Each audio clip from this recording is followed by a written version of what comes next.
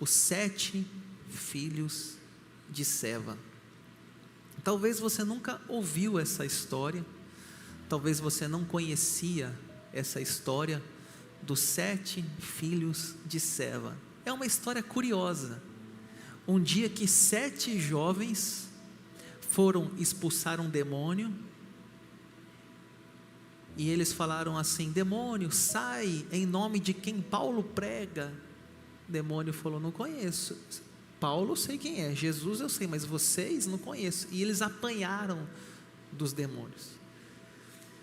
Então é uma história assim muito curiosa, que você nunca vai se esquecer. O dia que 7 jovens apanharam de um demônio, porque foram tentar expulsar um demônio sem ter uma conexão com Cristo e com o nome de Jesus. Vamos ver então a passagem com detalhes. O texto começa falando assim: Deus, pelas mãos de Paulo, fazia milagres extraordinários. Sempre que acontece um milagre, não é a pessoa, é Deus. Mas Deus usa pessoas. A Bíblia fala de vários dons, e entre os dons tem dons de cura. Deus usa uma pessoa como um canal de Deus, mas quem cura não é a pessoa, quem cura é Deus. O texto é muito claro: Deus, pelas mãos de Paulo. Não era Paulo era só um instrumento, é Deus que usava Paulo. E no Novo Testamento, ou no livro de Atos, para ser mais preciso, há vários registros de milagres. Olha lá, no capítulo 14, a cura de um homem coxo, né? Um homem estava lá encurvado, Paulo faz um milagre e aquele homem volta a andar. Expulsão de um espírito de adivinhação. Aquela passagem eu preguei aqui, que a mulher, a jovem, uma jovem escrava, adivinhava e dava grande lucro. Paulo libertou. Aí o texto de hoje que fala da cura através dos lenços e aventais. A ressurreição do jovem Eutico, que vai ser a pregação de semana que vem. Inclusive, não falta semana que vem, porque esse texto é bem conhecido e é um texto muito curioso também. Um jovem que estava sentado numa janela, caiu da janela e morreu. Paulo fez um grande milagre desse jovem. Lá no capítulo 28 fala da enfermos na ilha de Malta. Paulo orou com aquelas pessoas e foram curadas. E ali na ilha de Malta também, Paulo estava juntando gravetos, uma serpente mordeu a mão dele. E fala que as pessoas falam: vai morrer. Não tinha soro anti-ofídio, então vai morrer. Aí Deus, pela sua milagrosa graça, Paulo está vivo. E em último, outros milagres e curas que podem não ter sido registrados, né? Por quê? Não está todos os registros, que quem registrava era Lucas. Pode ser que tenha passado uma ou outra informação. Então você vê que Paulo tem muitos milagres, né? Ali na tela diz, e por isso que eu falei, milagres extraordinários Deus fazia pelas mãos de Paulo, a ponto de levarem aos enfermos lenços e aventais do seu uso pessoal, diante dos quais as enfermidades fugiam das suas vítimas e os espíritos malignos se retiravam. Interessante assim que Paulo era um homem tão usado por Deus, que as pessoas pegavam os seus lenços e aventais do seu uso pessoal e levava para pessoas que estavam endemoniadas. Ali fala, as enfermidades, né, fugiam das suas vítimas e os espíritos se retiravam. O que era um lenço? O lenço era uma pequena peça de pano usada para enxugar o rosto. Então Paulo possivelmente usava uma pequena peça de pano, alguns têm costume de colocar no bolso, Ele usava aquilo para enxugar o rosto. As pessoas pegavam aqueles lenços, aqueles aventais de uso pessoal de trabalho, e as pessoas levavam, e as pessoas então eram tocadas e curadas quando tinham contato com aquilo. Agora veja bem, há hoje nas igrejas neopentecostais venda de lenços do apóstolo, venda de toalha do apóstolo, venda de objetos de pessoas. E se você vê o texto, não sugere o texto que Paulo ordenava fazer isso. O texto não diz isso. Paulo mandava pegar o seu lençol. Não. As pessoas que na época, talvez supersticiosas, viam aquilo que Paulo fazia e via que aquele homem era tão usado por Deus, que as pessoas faziam isso. Mas não é que Paulo ordenava fazer isso.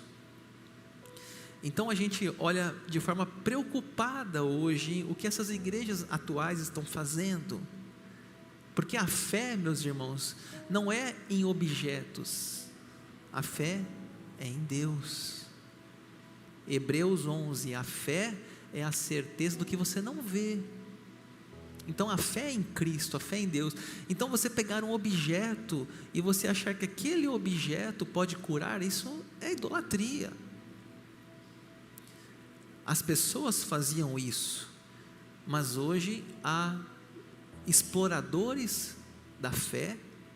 Hoje há pessoas que exploram financeiramente a fé através de lenços, toalhas e outros objetos. Cuidado, não precisa disso. Você não precisa de objeto de ninguém. E o texto vai falar dos 7 filhos de Seva.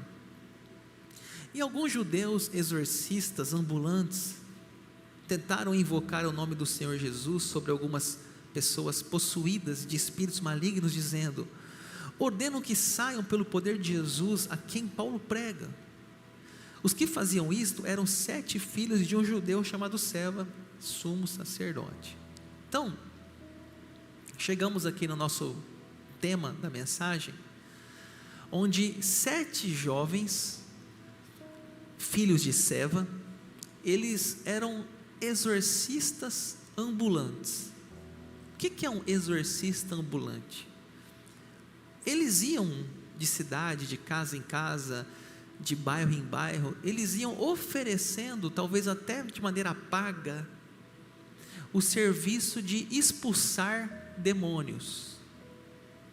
E assim, aqueles jovens faziam isso, mas eles não conheciam Jesus Cristo. Talvez Éfeso era uma cidade de muita idolatria, magia, feitiçaria. Talvez eles liam nos livros de exorcismo e diziam: vamos fazer essa fórmula mágica, vamos dizer tal frase e a pessoa vai ser curada, vai ser libertada do demônio. Então, uma certa ocasião, eles chegam numa pessoa e falam assim: demônio, ordeno que você saia pelo poder de Jesus, a quem Paulo prega. Veja essa frase. Eles não conheciam Jesus, eles talvez viram Paulo fazendo isso, e eles quiseram repetir. Eles usaram uma frase como se fosse uma frase copiada: ordeno que saiam pelo poder de Jesus a quem Paulo prega. Eles não conheciam Jesus, eles não tinham autoridade espiritual, e esses meninos apanharam o demônio. Quem vocês são? Mas o espírito maligno lhe respondeu: conheço Jesus e sei quem é Paulo, mas vocês quem são? E o possuído espírito maligno saltou sobre eles, dominando a todos, e de modo prevaleceu contra eles, que nus e feridos fugiram daquela casa. Interessante a resposta do demônio. Ali quem está falando é um demônio. O demônio diz assim: conheço Jesus e sei quem é Paulo, mas vocês quem são? E o demônio avança sobre eles. É interessante, é uma luta, uma briga física, 7 contra 1. Imagine a cena na sua cabeça, 7 contra 1, e quem ganhou? O demônio, bateu no 7, porque não sei se você sabe, mas uma das características de uma pessoa endemoniada, é a força sobrenatural. Ela tem uma força, uma pessoa só não consegue conter uma pessoa endemoniada. Então aquele demônio avança contra o 7 e bate no 7, e aqueles 7 saem feridos e nus, roupa rasgada, confusão danada, apanharam do demônio. Por que que eles apanharam do demônio? Porque eles não tinham autoridade espiritual. Deixa eu contar uma história para vocês, que chega a ser engraçada essa história. Diz que uma vez um pastor estava de jejum, e ele se propôs a ficar de jejum até o horário do almoço. Eu não sei se essa história é verdade, tá? Ele se propôs a ficar de jejum até a hora do almoço, até meio-dia. A esposa dele estava fazendo um caldinho de feijão. 11 horas da manhã, a esposa dele falou assim: meu bem, come um caldinho de feijão.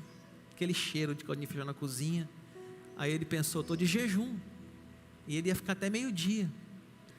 A esposa de novo: meu amor, come um caldinho de feijão. Ele: 11 horas, vou comer um caldinho de feijão. Comeu. Nisso toca o telefone: pastor, tem um demônio aqui na minha casa, vem aqui expulsar um demônio. Ele pensou: rapaz, quebrei o jejum.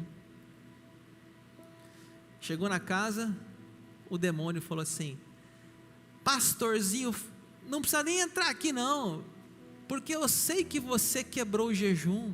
O demônio falou, porque o demônio, não sei se você sabe, mas a adivinhação é deles mesmo. Ele falou assim: não sei, eu sei quem é você, pastorzinho, você quebrou o jejum, você comeu caldinho de feijão. O demônio falou. Aí o pastor, com muita sabedoria, falou assim: demônio, com caldinho de feijão ou sem caldinho de feijão, sai em nome de Jesus. E o demônio saiu. Por quê? Ele tinha autoridade espiritual. Não é o jejum que expulsa demônio. Quem expulsa demônio é a autoridade espiritual conferida pelo nome de Jesus. E aquele pastor fez certo. Com caldinho ou sem caldinho, sai em nome de Jesus, né? Aqueles jovens não tinham essa conexão com Cristo, não sabiam quem era Jesus, apanharam, temor sobre eles. Este fato chegou ao conhecimento de todos os moradores de Éfeso, tanto judeus como gregos. Veio temor sobre todos eles, e o nome do Senhor Jesus era engrandecido. Muitos dos que creram vieram confessando e denunciando publicamente as suas próprias obras. Fica imaginando que se houvesse um jornal em Jerusalém, se houvesse um jornal em Éfeso, sairia a notícia: homem possesso agride exorcistas ambulantes. Todo mundo ficou sabendo. Aquela história foi tomando toda a população. Todos ficaram sabendo do caso tão curioso de um demônio que bateu em 7 jovens exorcistas. Mas aquele ato gerou algo positivo. Aquele evento contribuiu com o nome de Cristo. Diz que o nome de Jesus, o verso 17, era o quê? Engrandecido. Porque as pessoas viram que existe uma batalha espiritual. As pessoas viam que o nome de Jesus era poderoso. E sabe o que eles fizeram? Verso 18: muitos dos que creram vieram confessando e denunciando as suas próprias obras. Ou seja, eles ficaram tão assim assustados que começaram a abandonar a parte mágica, as feitiçarias, e eles foram abandonando aquilo lá. Inclusive queimaram livros. Também muitos dos que haviam praticado magia, reunindo os seus livros, os queimaram diante de todos. Calculando o valor dos livros, verificaram que chegava a 50.000 denários. Talvez aqueles jovens exorcistas ambulantes, eles tinham livros de mágica, de magia, feitiçaria, e lá falava para expulsar espíritos. Mas quando eles viram que tudo aquilo não era nada diante do nome de Jesus, eles queimaram. E sabe o valor? 50.000 denários. Vamos fazer um cálculo de quanto seria hoje esse dinheiro? Um denário era um dia de um trabalhador na época, um denário. Hoje no Brasil, o salário mínimo é 1.320. Se você dividir 1.320 por uma jornada de 30 dias, dá R$44. Então vamos dizer que naquela época, R$44. Um denário, R$44. Agora, se você multiplicar R$44 vezes 50.000 denários, como está na tela, daria uma soma de mais de 2 milhões de reais. 2.200.000. Aquelas pessoas queimaram 2.200.000 reais de livros de magia, de feitiçaria. Alguém já falou assim, ó, quando você não quer uma coisa, você não dá para outro, você queima. Já viu esse negócio? Ah, não quero mais esse negócio aqui, vou dar para um outro. Não, você não dá, você queima. Porque aquilo que não serve para você, não deveria servir para o outro também. Aquele livro de magia, de feitiçaria, se não serve para você, não deveria também servir para o outro. Queime, desfaça-se, não dê para o outro aquilo que vai trazer malefícios espirituais na vida do outro. Eu encerro. A palavra do Senhor crescia. Assim, a palavra do Senhor crescia e prevalecia poderosamente. Prevalecia contra o quê? Contra o ocultismo. Prevalecia contra a feitiçaria. Prevalecia contra os poderes das trevas. Ela prevalecia. Porque o nome de Jesus é poderoso. A palavra do Senhor crescia, ela ganhava terreno, mais pessoas se convertiam, pessoas queimando os livros, abandonando esses livros de magia e voltando-se para o Evangelho. Que coisa maravilhosa o livro de Atos nos registra. Eu vou encerrar. Aplicações práticas, para a gente finalizar, 3 aplicações. A primeira, a realidade do mundo espiritual. Talvez tenha pessoas aqui hoje que falam assim, eu não acredito em demônios. Talvez tenha alguém aqui hoje que diga assim, eu não acredito, pastor, em demônios. Deixa eu dizer uma coisa para você. A Bíblia registra e nos informa claramente a realidade espiritual. Há Deus e o diabo. Há anjos e demônios. Isso é uma realidade da palavra de Deus. Então, se você fala que você não acredita, você está indo contra a própria Bíblia Sagrada. Não é sobre pessoas ou ideias, é sobre a palavra de Deus. Deixa eu dar um exemplo aqui para vocês, ó, pessoas possuídas na Bíblia. Olha os casos. O endemoniado gadareno, Marcos, fala que esse homem, ele se cortava, ele vivia nos túmulos. E lembra dos porcos? os demônios saem, uma legião, e vão aos porcos. Está na Bíblia. O jovem endemoniado que cai em convulsões. Um pai vai até Jesus e fala: Jesus, o meu filho, ele precisa de ajuda, ele está possuído por um espírito, e quando ele se joga no fogo, o texto fala, ele se jogava no fogo, ele tentava se suicidar. A mulher cananeia, aqui é de uma mulher e uma filha, que também estava possuída. Os textos, você pode, quando eu terminar, tirar uma foto e pesquisar essa semana, os que eu estou falando aqui, para você conferir.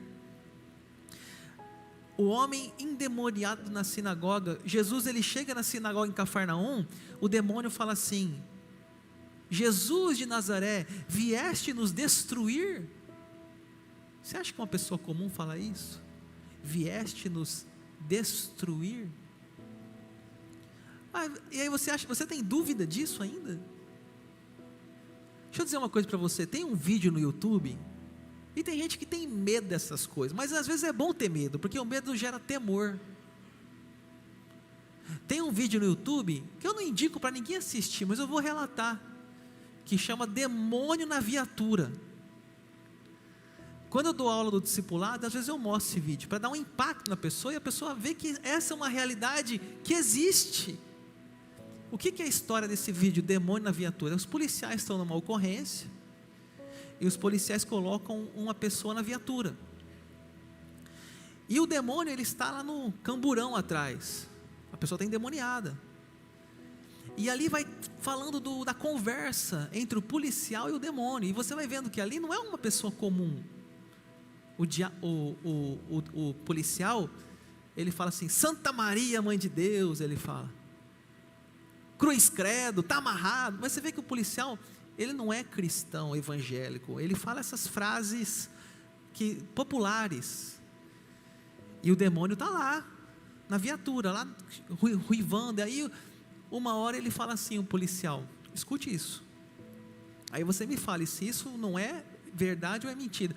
O policial fala assim: está amarrado em nome de Jesus. Espera aí ele usou o nome de Jesus, o policial. Aí ele falou de Maria, não sei o quê, mas quando ele falou o nome de Jesus, o demônio falou assim, começou a rir, e o demônio falou assim: como você me dá uma ordem? Falou o policial: como você me dá uma ordem se você faz as coisas que eu gosto? Ele falou para o policial isso. Veja bem, fala se isso não é algo espiritual. Como você me dá uma ordem se você faz as coisas que eu gosto? Falou o policial. Então, aqueles que são curiosos e aqueles que têm dúvida, assiste o vídeo, Demônio na Viatura. Você vai ver que isso não é uma brincadeira, isso não é um conto de fadas, isso não é uma fantasia, irmãos, isso é uma realidade. Maria Madalena, aqueles que assistiram a série The Chosen, a Bíblia não conta assim com detalhes, mas a Bíblia fala que Maria Madalena foi libertada de 7 demônios, está lá em Lucas 8:2, pode conferir. Maria Madalena foi liberta de 7 demônios. Ainda tem o homem mudo, possuído, que ao expulsar demônio, esse homem começa a falar.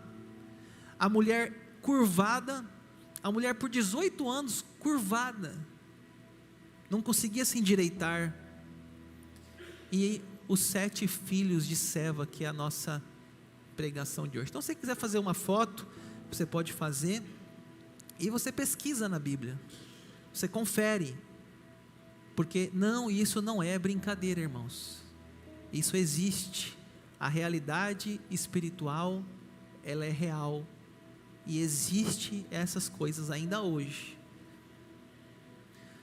Vamos lá, a primeira aplicação, a realidade do mundo espiritual. A segunda, a necessidade da confissão. Aquelas pessoas, quando elas se deparam com tamanha situação curiosa de um homem que bateu em 7 pessoas, uma pessoa possessa bateu em 7, há um arrependimento local, e as pessoas vêm confessando. A confissão é o primeiro passo, é reconhecer o erro. Aqueles que praticavam feitiçaria reconheceram que estavam praticando a feitiçaria. E segundo passo é o quê? É o arrependimento, que implica em mudança. Qual que é a mudança? É queimar os livros. Então o primeiro passo é reconhecer o erro. O segundo passo é queimar, abandonar. Não adianta confessar e continuar praticando. Não adianta confessar e continuar no mesmo erro. Aquele marido chega para a mulher e fala assim: não, meu amor, nunca mais vou te trair, foi só aquela vez, mês que vem está de novo. Isso não basta confessar, tem que haver uma confissão e uma mudança. E eu queria encerrar falando de algumas coisas práticas. Talvez hoje nós não vamos queimar livros, talvez aqui hoje ninguém tenha livros de feitiçaria para ser queimados, mas às vezes nós temos que tomar outras decisões. Tem que ser ação radical. Aqueles livros, meus irmãos, eles valiam mais de 2 milhões de reais. Então não adianta só ouvir a palavra, tem que haver uma mudança, tem que haver uma queima, tem que haver uma decisão. Eu lembro quando eu era adolescente, eu peço só mais um pouquinho da sua atenção, já vou finalizar, é a última parte.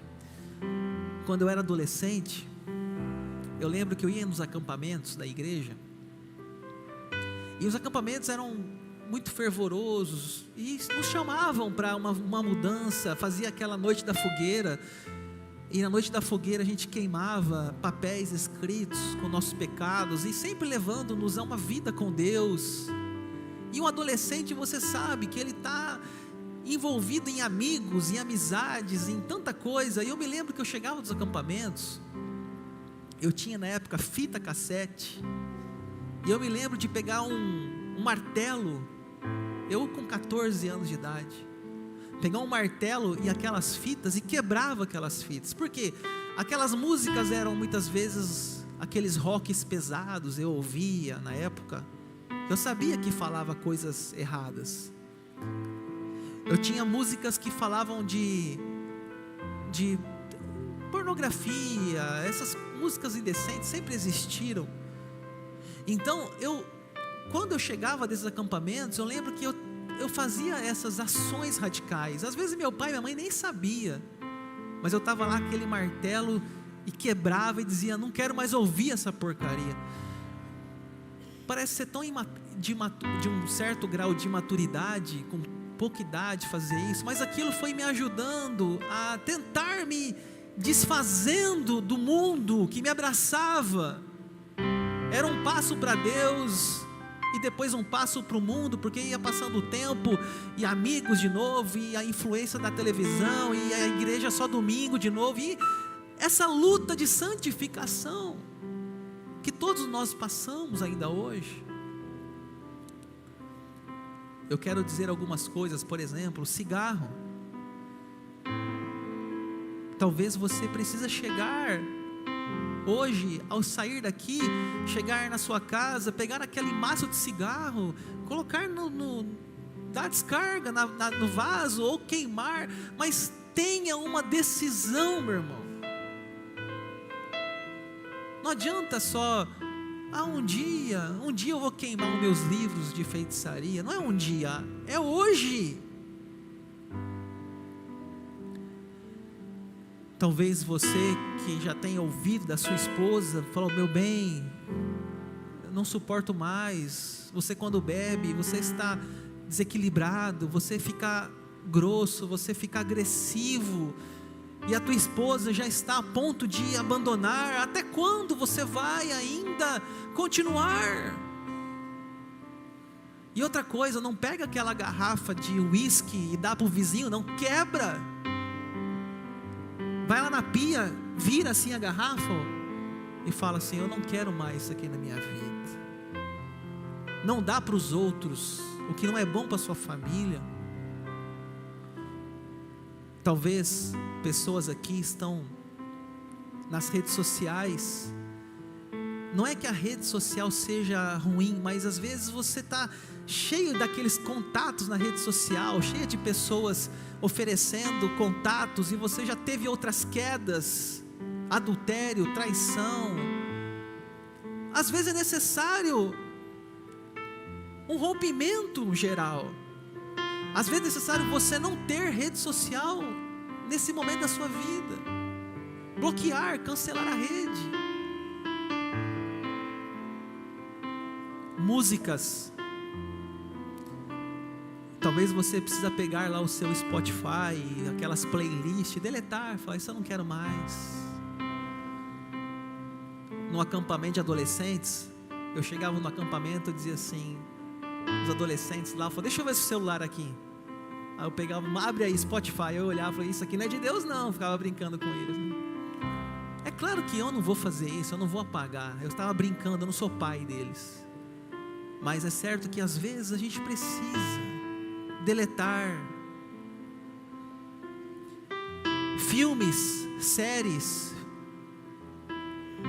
Talvez você está enchendo a sua cabeça de coisas ruins. Filmes de terror.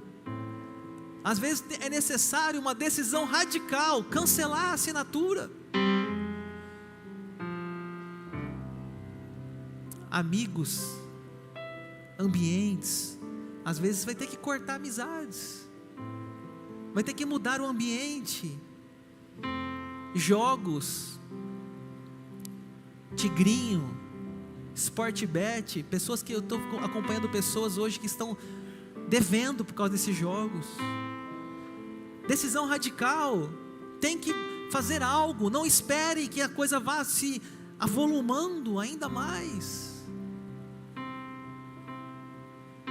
Inclusive jogos de videogame, de computador, pessoas que perdem o sono, ficam a madrugada inteira em jogos online, perdem a saúde.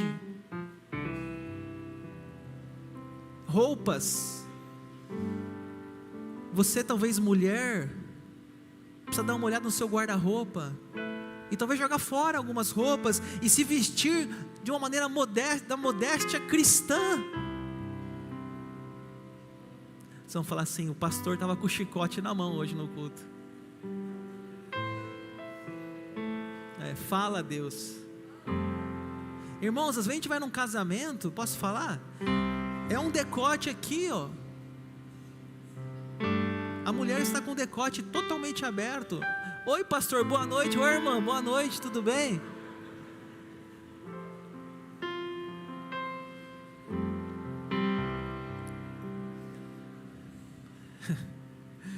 Leituras, livros. Talvez você tenha algum livro na sua casa de magia. Às vezes tem algum livro na sua casa. Para que isso? Para que você está guardando essas coisas que falam do ocultismo? Enfim, meus irmãos, eu poderia falar de tantas coisas, mas o que eu queria destacar é que aquelas pessoas em Éfeso, eles queimaram os seus livros. Eles não tiveram dó, nem pena. Eles não pensaram duas vezes, eles queimaram. Mais de 2 milhões de reais em livros queimados. Será que às vezes nós também não devemos dar um passo radical contra o pecado? Será que às vezes a gente não tem também que tomar uma postura? Jesus disse assim: geração adúltera e incrédula. Geração adúltera e incrédula. Será que nós estamos nessa geração que Jesus falou? Salvem as suas almas, ainda dá tempo, ainda a porta da salvação está aberta a todos nós.